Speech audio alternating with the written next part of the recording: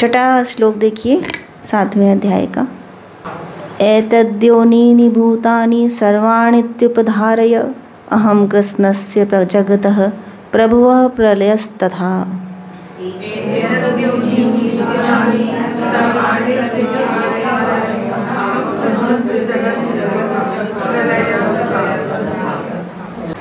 मत्तः परतरं नान्यत् किंचिदस्ति धनंजय मयि सर्वमिदं प्रोतं सूत्रे मणिगणा एव।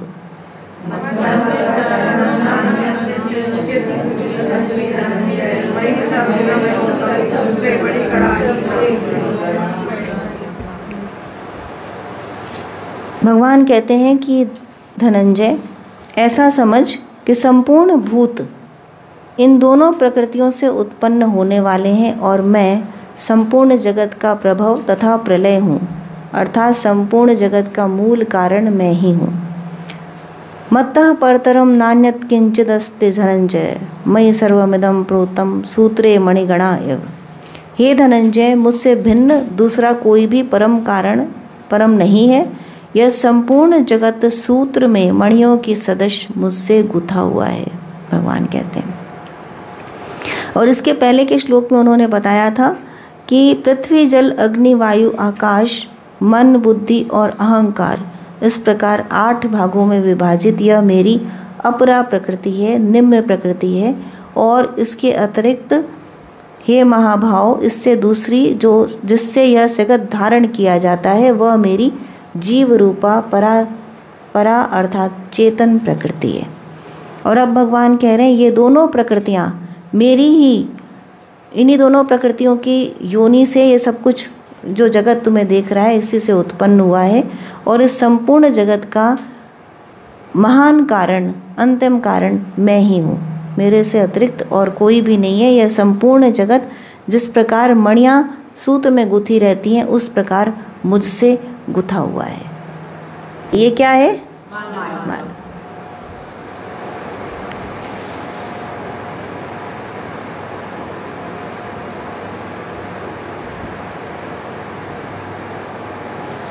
ये क्या है?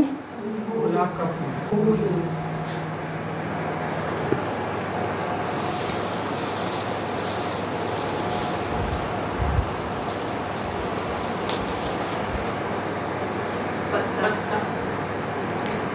पत्ती, पेटल। वो क्या है? माला। ये क्या है? ये क्या है?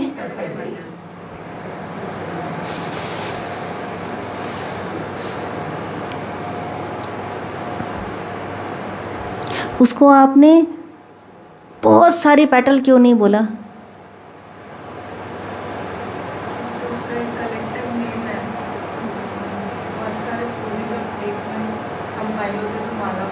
हाँ, और इसको आपने बहुत सारी पेटल नहीं बोला। इसको आपने माला का एक पार्ट नहीं बोला।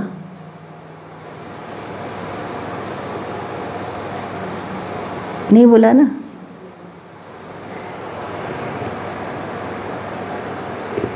ऐसे ही है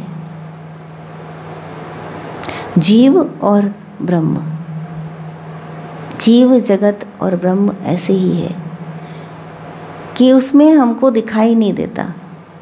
और हमने किसी ने भी बात ही नहीं करी कि उसको होल्ड कौन किए माला को, क्योंकि वो तो दिखता ही नहीं है।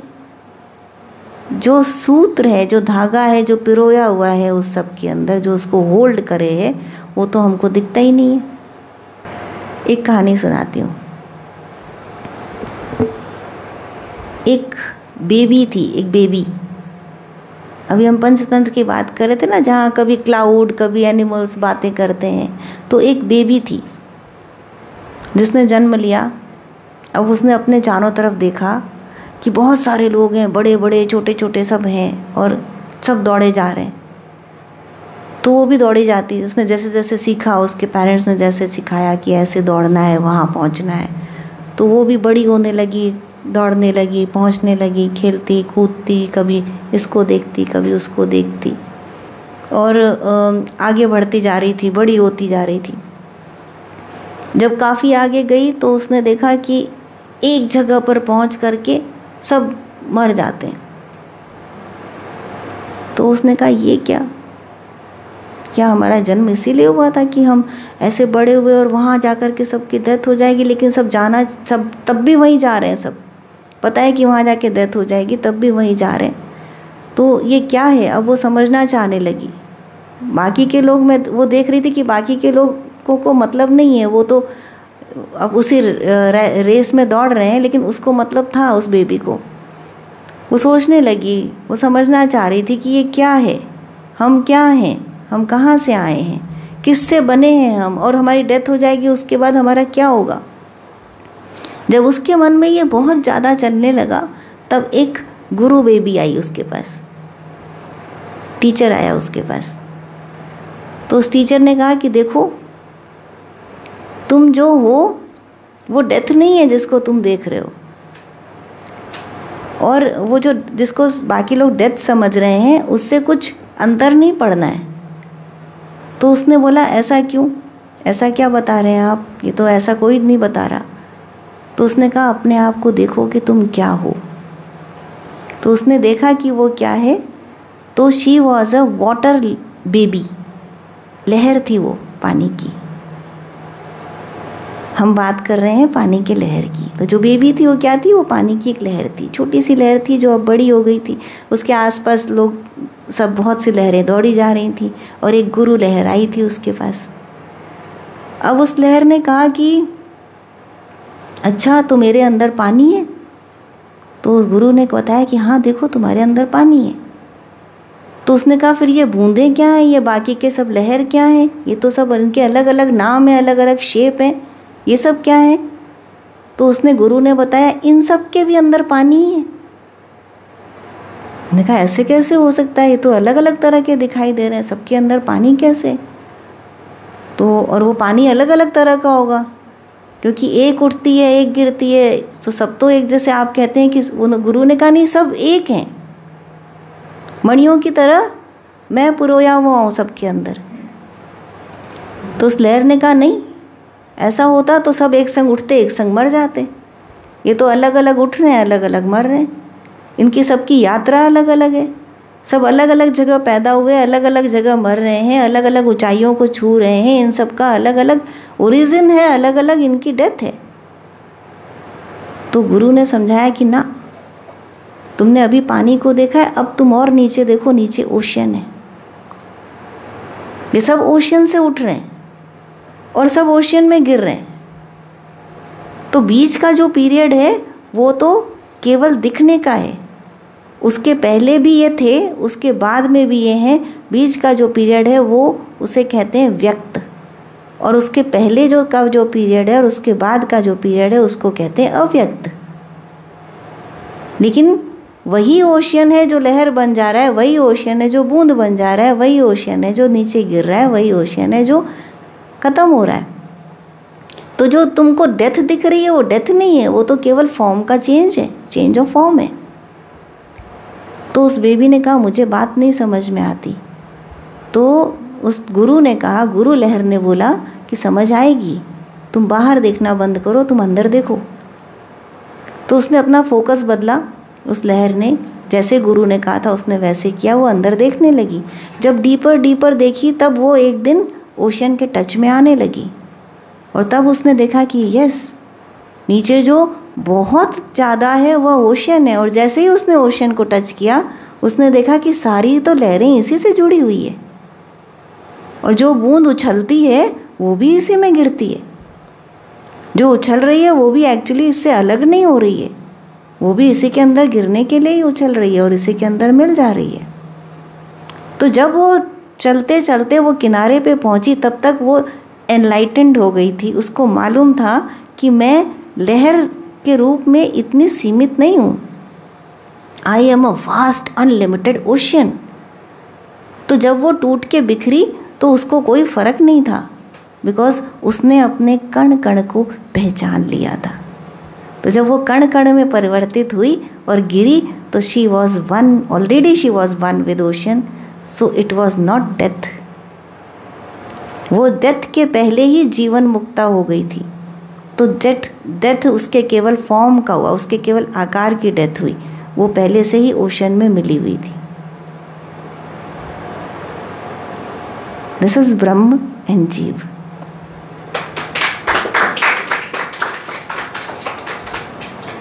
भगवान ने बताया कि परा और अपरा दो प्रकृति। अब अपरा प्रकृति मैं बहुत एसेंस के रूप में आपको बता रही हूँ। अपरा प्रकृति क्या है भगवान की? जैसे आदि शंकराचार्य ने कहा कि यह निम्न प्रकृति है, ये अशुद्ध प्रकृति है, ये जीव को बंधन में डालती है। ये क्या है? एक एसेंस रूप में देखिए, आपको जो कुछ भी दिखता है, आरुषि तुम्हें जो कुछ भी फील होता है, दैट इज ऑल अपरा प्रकृति। भूमि, अनल, वायु, आकाश, जल, ये पांच तत्व, मन, बुद्धि और अहंकार। इसके अलावा न हमें कुछ फील होता है, न हमें कुछ दिखाई देता है, न हमें कुछ सुनाई देता है, न हम किसी चीज़ को जानते हैं। ये सब कुछ, ये संपूर्ण जगत उसी से बना है। और ये पांच तत्व जिनको हम बोलते हैं, ये स्थूल रूप में, और जो तीन मन, बुद्धि, अहंकार है, ये सूक्ष्म रूप में। इन्हीं से ये जगत भाषित होता है। ये भगवान की अपरा प्रकृति है। और इसके ऊपर जिसने इन सब को धारण किया हुआ है, ये सब किससे चलता है? कुछ तो है जिसके कारण, जिसके आधारभूत में ये सब कुछ है, जो इन सब के अंदर विद्यमान है, जो इस सबके को धारण किए है, वो क्या है? वो भगवान की परा प्रकृति है, जिस चेतन प्रकृति है भगवान की। तो उसी चेतन प्रकृति को सांख्य पुरुष कहता है। उसी चेतन प्रकृति को सांख्य पुरुष कहता है। और उसके ऊपर कई अवधारणाएं हैं कि एक पुरुष था और जो सब में विभक्त हो गया, और वह एक व्यक्ति था या वह एक चेतना थी। इस बारे में वो बता रहे हैं कि in the beginning this world was only the self, that Purusha self in the shape of a person, एक व्यक्ति के रूप में पुरुष। Looking around he saw nothing else than the self. He first said I am, therefore arose the name of I, मैं। अब इस पुरुष ने कहा, पुरुष के रूप में इमेजिनेशन है किसकी? उस चेतन शक्ति की। क्या है? देखिए, जो फर्स्ट जिस अपरा प्रकृति की हम बात कर रहे हैं, वो क्या है? अनलिमिटेड प्रकृति है। वो भी लिमिटेड नहीं है, अनलिमिटेड प्रकृति है। और वो प्रकृति क्या है? इजनेस, दैट सत, कि ये है सत चित आनंद। इससे हम ब्रह्म को देखते हैं, सत चित आनंद। तो जो अपरा प्रकृति है, जो सब में, सब जगह भाषित हो रही है, वो क्या है? वो अनलिमिटेड फॉर्म उसका वो है सत। That it is there, it is, isness है। This is called isness, that it is there, सब जगह है। कहीं भी आप बिना है के बात नहीं कर सकते। इस है, यदि स्पेस भी है, रिक्त स्थान भी है, तो है, दैट इज ऑल्सो देयर। अणु है तो है, क्वार्क्स हैं तो है, इस है, that is there, isness, that is unlimited. कोई भी स्थान रिक्त नहीं है, चाहे किसी भी काल में हो, चाहे किसी भी देश में हो, it is there. So the सत फॉर्म में ये प्रकृति विद्यमान है। अब इसके ऊपर जो आता है, जिसकी हम बात कर रहे हैं, पुरुष कि जिसने धारण किया हुआ है, जो अंतर्निहित चेतना है, वो क्या है? चित्त, सत चित आनंद, ये भगवान का नाम है। तो चित्त क्या है? दैट चेतन प्रकृति, दैट एवरीवेयर, दैट होल्ड्स। तो जो आपको दिखता है वो क्या है? वो केवल आपको सत दिखता है। जो अपरा प्रकृति है वो दिखता है, जो चित्त है वो नहीं दिखता, जो चेतना है वो नहीं दिखती। वो किसके अंदर है? तो ऐसा लगता है कि जो चल रहे हैं, बोल रहे हैं, उनके अंदर है। No, it's everywhere. जो कुछ भी इजनेस है, उस सब के अंदर चेतन है, सबके अंदर जो चेतना है।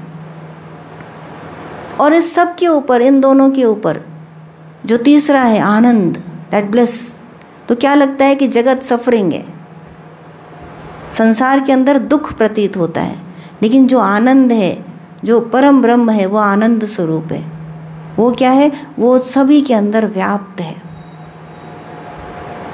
सबके अंदर व्याप्त है। He first said, I am, therefore arose the name of I. Now this I-ness, जब पुरुष कहता है I, जब चेतन शक्ति कहती है I, तो उसका I क्या है? मैं। जैसे भगवान ने कहा कि मैं अहम, भगवत गीता के अंदर अहम बहुत बार आता है, तो वो अहम क्या है? भगवान का अहम है। तो वो किस में भाषित हो रहा है? वो किसी एक फॉर्म में भाषित नहीं हो रहा, वो उस क्लाउड में भी हो रहा है, उस लहर में भी हो रहा है, उस ओशन में भी हो रहा है, उस अंतरिक्ष में भी हो रहा है, ब्रह्मांड के। Now I won't use the word कण, क्योंकि बहुत ज़्यादा उसको आपने सीजनड हो गए उससे। तो इस एवरीवेयर, जहाँ कण है वहाँ भी, जहाँ कण नहीं है वहाँ भी, वो सब जगह है भगवान का आई। आई आई आई एवरीवेयर। लेकिन जीव का आई क्या है? उसका ये जो खोल बनाया है पंच तत्व से, इस पर केंद्रित है। तो मन बुद्धि अहंकार के साथ 5 तत्व जुड़े और उसमें वो चेतना जुड़ी, तो ये हो गया जीव का निर्माण। और उसने अपने आप को क्या समझ लिया? ये शरीर मेरा, ये अहंकार, और यहीं से हो गया पतन। ये क्यों हुआ? बिकॉज ऑफ माया। माया क्या है? ये भी भगवान की ही शक्ति है। जो क्या करती है माया? ये आवरण और विक्षेप 2 काम करती है। ढक देती है, ज्ञान को ढक देती है, जो एक्चुअल से उसको ढक देती है। वो चेतन शक्ति नहीं दिखाई देती। क्यों नहीं दिखती? क्योंकि माया का आवरण है। और क्या दिखता है? विभिन्न रूप दिखते हैं। क्यों? क्योंकि ये उसका दूसरा काम है, विक्षेप। तो इसके कारण ये सब कुछ दिख रहा है, जो नहीं है वो दिख रहा है, जो है वो नहीं दिख रहा है। ये माया का काम। तो भगवान ने ये बताया कि देखो कैसे मेरी ही अपरा प्रकृति से सब कुछ बन रहा है, मेरी ही परा प्रकृति से सब कुछ बन रहा है। इन दोनों प्रकृतियों के माध्यम से मैं इस संपूर्ण संसार का सृजन करता मैं हूँ। प्रलय और प्रभव दोनों मैं ही हूँ। कि क्या हो रहा है? इसका सृजन भी मैं ही कर रहा हूँ, और ये मेरे ही अंदर एनिहिलेट हो जाता है। तुम कहीं डेथ का शिकार नहीं हो रहे, तुम कहीं जन्म का भी शिकार नहीं हो रहे। तुम्हारा ये सोचना है केवल। That infinite indeed is below, it is above, it is behind, it is in front, it is to the south, it is to the north, it is indeed all this world. Now next, the instruction is in regard to the self sense ahankar. I indeed am below, I am above, I am behind, I am in front, I am to the south, I am to the north, I indeed am all this. तो in related to जीव अलग तरह से, और in related to the पुरुष अलग तरह से। In the beginning my dear this was being alone, one only without a second. Some people say in the beginning this was non being alone, one only without a second. From that non being was produced. तो ये एक छोटा सा difference है कि जहाँ पे कुछ लोगों को लगता है कि वो पुरुष था और उससे ये सब कुछ प्रकट हुआ, कोई कहते हैं कि नहीं, वो पुरुष भी नहीं था, कुछ ब्रह्म था जिससे ये सब कुछ प्रकट हुआ। पर एक 3 फेज को हम देख सकते हैं कि ब्रह्म जो परम पुरुष परमात्मा है, जिसे परम पुरुष पुरुषोत्तम कहा गया, फिर जो भगवान की चेतन शक्ति है, और एक जो भगवान की अपरा शक्ति है जो प्रकृति रूप में हमें दिखाई देती है। In thought, may I be many, may I grow forth. It sent forth fire. That fire thought, may I be many, may I grow forth. It sent forth water. That water thought, may I be many, may I grow forth. It sent forth food. इस तरह से बढ़ता चला गया। तो बहुत सारी तरह से हम इसको देख सकते हैं कि जैसे अर्थ है, पृथ्वी तत्व, वो डिज़ोल्व हुआ पानी में। अब जल के अंदर क्या है? जल भी है और पृथ्वी भी है। जल और पृथ्वी मिलकर के डिज़ोल्व हो गए किसमें? अग्नि में। तो अग्नि के अंदर क्या है? जल भी है, पृथ्वी भी है और अग्नि भी है। तो कहा जाता है, ऐसा भी देखते हैं कि अग्नि का जो रेड कलर है दैट इज़ अग्नि, जो वाइट है वो जल है, और जो कालापन हमको अग्नि के अंदर दिखाई देता है दैट इज़ अर्थ फैक्टर। और ये तीनों मिलकर के क्या हुए? वायु में समावेश हो गए। तो वायु के अंदर अग्नि भी है, जल भी है और पृथ्वी भी है। और वायु, महत वायु का समावेश हुआ आकाश तत्व के अंदर। आकाश के अंदर हमको बाकी के 4 भी मिलते हैं और इन्हीं सब इनका जो ये पंचभूत, जो स्थूल हमको पंचभूत दिखाई देते हैं, इनका निर्माण होता है तन मात्रा से, शब्द रूप रस गंध स्पर्श, इनसे इनका निर्माण होता है। तो जो परम पुरुष है, जो पुरुष है, जो पुरुषोत्तम है, उसी की ये 2 प्रकृति हमको दिखाई देती है, जिसको हम पुरुष और प्रकृति कहते हैं, या परा और अपरा प्रकृति कहते हैं, या क्षेत्र और क्षेत्रज्ञ कहते हैं। ये सब अलग अलग नाम है उसी 2 प्रकृति को दिखाने के लिए, और इन दोनों प्रकृति के ऊपर जो है वो ब्रह्म है। तो जो क्षेत्रज्ञ है या जो परा प्रकृति है, वो क्या है, वो धारण कर रहा है इस सब को, चेतन है वो, और उसी के समावेश से ये सब कुछ चलता है, दिखता है, होता है। लेकिन है ये किससे, जो अपरा प्रकृति है उससे। और उस है के साथ ही जैसे ही हम जुड़ते हैं, वैसे ही हम अहंकार में आ जाते हैं कि यह है, ये मेरा है के साथ हम जोड़ क्या लेते हैं, ये मेरा है।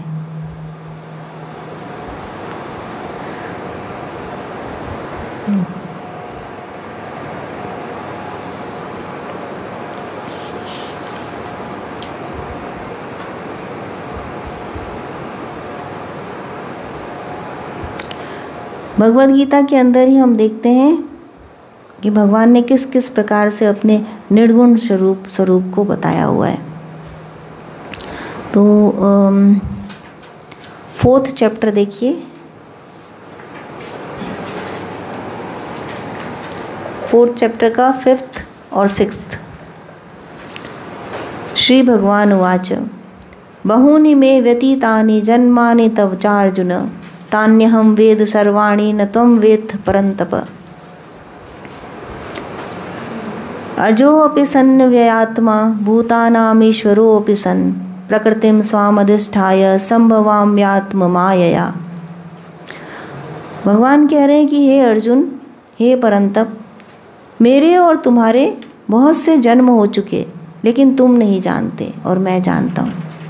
ये बात क्यों कही भगवान ने? क्योंकि जैसा प्रश्न आरुषि का था, ऐसा प्रश्न वेद व्यास जानते थे कि यह प्रश्न आएगा लोगों के मन में, कि जब ज्ञान समाप्त हो जाएगा और फिर ज्ञान की उत्तरोत्तर वृद्धि होगी, तो लोग जानना चाहेंगे कि ये जो उपनिषद है या जो वेद पुराण है, इसमें जो लिखा है वह क्या है।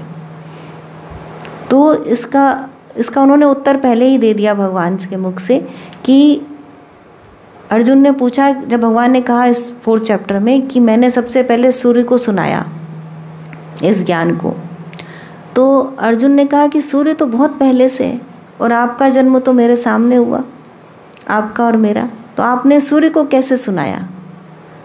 तो भगवान ने कहा कि तुम्हारे और मेरे बहुत से जन्म हो चुके अर्जुन, तुम्हें नहीं मालूम, मुझे मालूम है। अब भगवान तुरंत ही क्या कहते हैं अगले श्लोक में, कि मैं अजन्मा हूँ। क्योंकि उन्होंने ये कहा, अब वो जान गए कि अब तुरंत एक और प्रश्न आएगा कि आपका तो जन्म होता है तो आपकी मृत्यु भी होती, तो आप कैसे भगवान हो गए? तो उन्होंने तुरंत, इसके पहले कि वो कुछ पूछता, तुरंत कहा मैं अजन्मा हूँ। मैं अजन्मा हूँ, अविनाशी स्वरूप होते हुए भी, समस्त प्राणियों का ईश्वर होते हुए भी, अपनी प्रकृति को अधीन करके योग माया से प्रकट होता हूँ।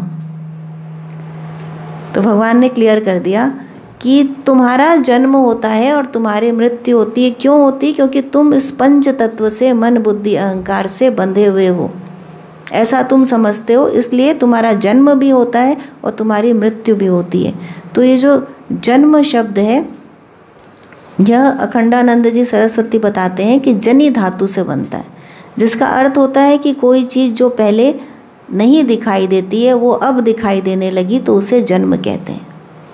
तो जीव जो पहले नहीं दिखाई देता था अब दिखाई देने लगा, और फिर जिसको मृत्यु कहते हैं तो वो फिर दिखाई देना बंद हो जाएगा। तो अभी जो लहर का एग्जाम्पल दिया उसमें क्या था कि ocean ocean ocean that is there, और एक लहर का फॉर्म बना तो क्या हो गया, अब लहर दिखने लगी तो इसको कह दिया जन्म, और फिर वो लहर उसी में समा गई तो इसको कह दिया मृत्यु। लेकिन भगवान का उनका जन्म और मृत्यु भी नहीं होता, क्योंकि वो अव्यक्त भी हैं और वो व्यक्त भी हैं, वो दोनों तरह से हैं। तो उनका जन्म ऐसा नहीं है कि वो पहले नहीं थे अब हैं, और अब हैं और फिर नहीं रहेंगे, ऐसा नहीं है। He is present everywhere all the time. तो अब एक बात इस यहाँ पर और है कि फिर हमको तो दिखते नहीं, कभी कभी दिखते हैं भगवान, या बहुतों को तो दिखते ही नहीं, तो फिर हम कैसे न माने कि उनका जन्म होता है। तो देखिए, जो गुरु लोग कहते हैं वो क्या कहते हैं कि तुम जो साधन करते हो, जो भगवान प्राप्ति का प्रयास करते हो, तो भगवान की प्राप्ति नहीं करते हो, तुम भगवान के दर्शन नहीं कर रहे हो। क्या करते हो? साधनों से जितना भी तप, स्वाध्याय, ईश्वर प्रणिधान या किसी भी तरह का कोई योग साधना है, गुरु का साथ है, उससे क्या होता है? उससे भगवान की प्राप्ति नहीं होती, उससे अंतःकरण की शुद्धि होती। क्यों? क्योंकि वो चमक, वो प्रकाश that is everywhere all the time, सब काल में, सब देश में, दैट इज़ देयर। जैसे सूर्य निकला है और वो चमक रहा है हर वक्त। अब क्या है कि हम डार्क कलर के ग्लासेस लगा के घूम रहे हैं, तो यदि हम कोई एफर्ट करेंगे, जैसे हम अपना हाथ उठाएंगे, तो किस लिए उठाएंगे? चश्मा निकालने के लिए। हम सूर्य को पॉलिश थोड़ी कर रहे हैं, वो तो चमक ही रहा है। तो हमने जो भी साधन किया, जो भी प्रयास किया, उससे हमने अपने मन की अशुद्धि को दूर किया, तो हमको जो चमक है, जो सत्ता है, जो व्यक्त अव्यक्त जो भी ये कहानी है, वो तो दिख रही है, वो दैट इज़ देयर। ये सब शब्द हैं। भगवत गीता खुद कहती है कि जब तुम अप्राप्त को प्राप्त कर लेते हो, तो अर्जुन, ये वेदों का कोई अर्थ नहीं रह जाता, वेद पाठ का। तुम निर्गुण भव अर्जुन, भगवत गीता ही कहती है कि जो शास्त्र हैं, इस सब का उतना ही अर्थ रह जाता है जितना बिग वाटर बॉडी यदि हो, पूरा का पूरा नदी जिसके पास हो, समुद्र जिसके पास हो, वो छोटे से जलाशय का क्या करेगा? तो उतना ही अर्थ रह जाता है वेदों का, शास्त्रों का, यदि भगवत प्राप्ति हो जाती है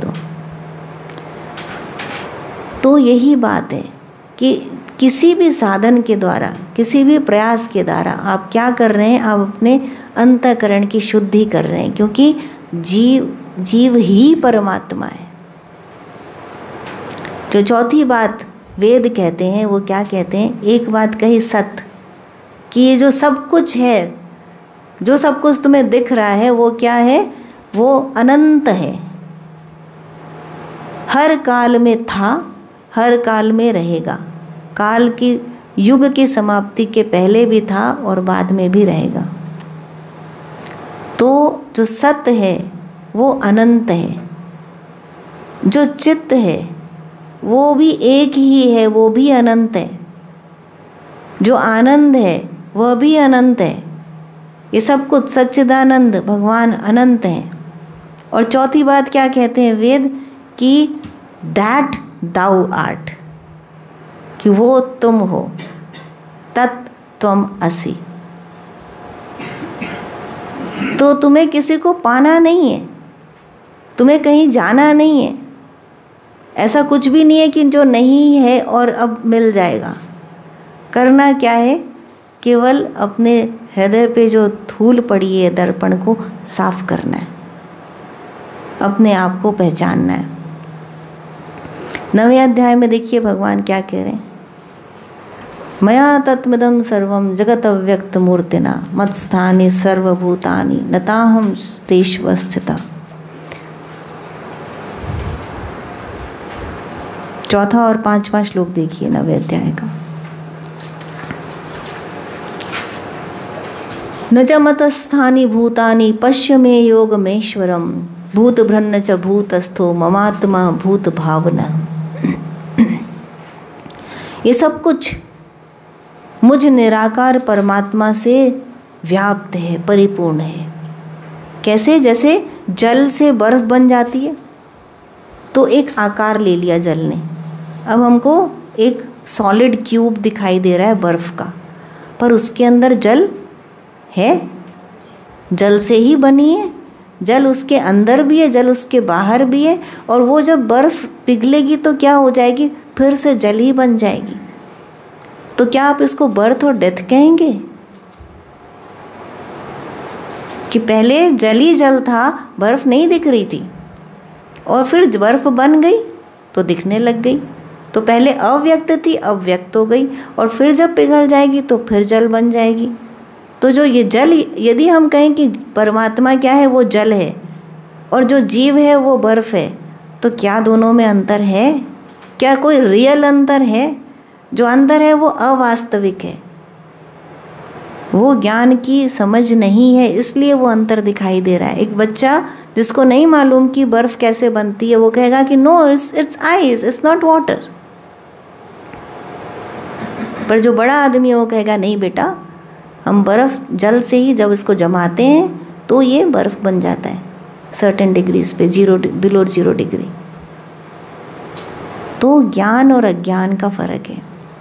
मुझ निराकार परमात्मा से ही ये सब जगत जल से बर्फ़ के सदृश परिपूर्ण है, और सब भूत मेरे अंतर्गत संकल्प के आधार स्थित हैं, किंतु वास्तव में मैं उनमें स्थित नहीं हूँ। तो जल जल फॉर्म में, जल रूप में स्थित नहीं है।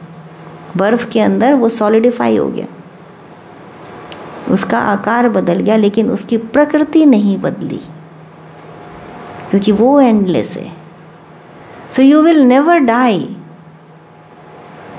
एक लहर की तरह आप जब किनारे पे पहुंच कर के आप बिखर जाएंगे, बूंदों के रूप में सागर में गिर जाएंगे, वाष्पीकृत होकर के बादल में चले जाएंगे, फिर जल बन कर के वर्षा बन के मिट्टी में चले जाएंगे, मिट्टी बन जाएंगे, फिर वो जल में चली जाएगी, बादल में चली जाएगी, वायु में चली जाएगी, आकाश में चली जाएगी।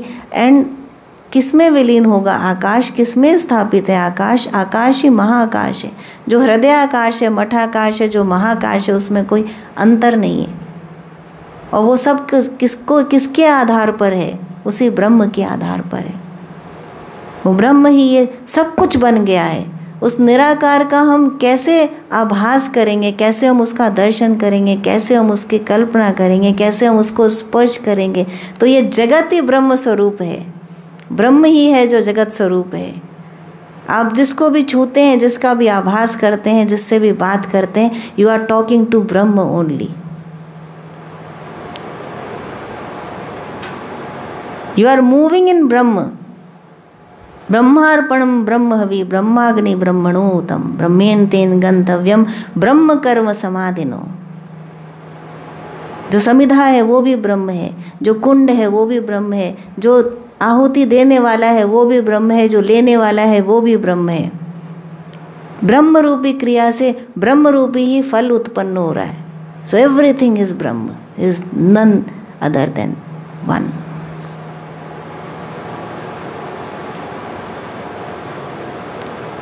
जय श्री कृष्ण।